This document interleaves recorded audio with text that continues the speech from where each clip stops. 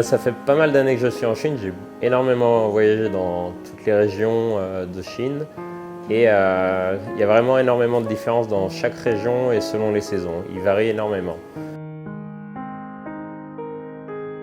Oui, et alors je ne sais pas le nom exact, c'est les dumplings qui sont... Les xiaolongjia et les dumplings qui sont cuits à la vapeur et ensuite cuits sur l'huile sont vraiment excellents.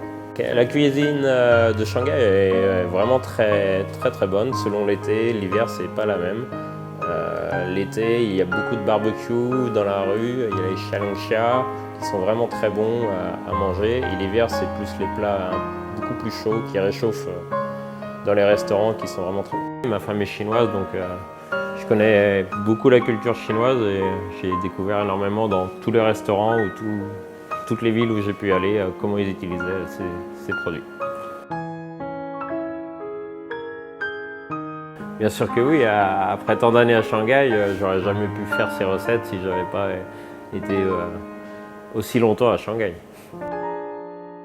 Le gingembre et la menthe dans la médecine chinoise, c'est fait pour rafraîchir. Ça s'utilise surtout en été et ça va rafraîchir le corps, enlever la chaleur du corps un maximum pour éviter d'attraper des coups de chaud.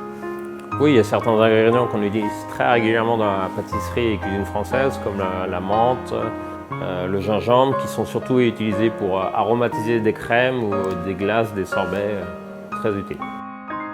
Dans la poire, j'ai utilisé le pochage avec une infusion, pareil, pour donner un maximum de goût à la poire.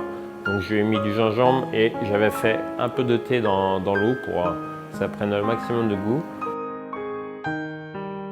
Oui, par moment, les poires chinoises, on les utilise en pâtisserie, en certaines classiques français qu'on dévie en utilisant les poires chinoises qui sont beaucoup plus fermes et qui tiennent beaucoup mieux à la cuisson. On a utilisé de la menthe pour infuser le lait dans la sauce au chocolat, pour parfumer le chocolat.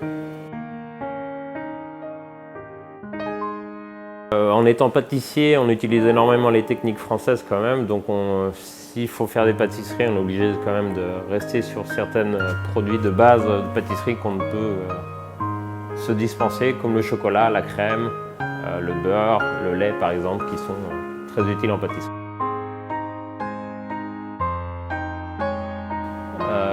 Le dressage, j'ai fait comme un dressage que ça aurait pu être une assiette de dessert occidental. J'ai utilisé les couleurs, les volumes et donné un maximum de profondeur au produit.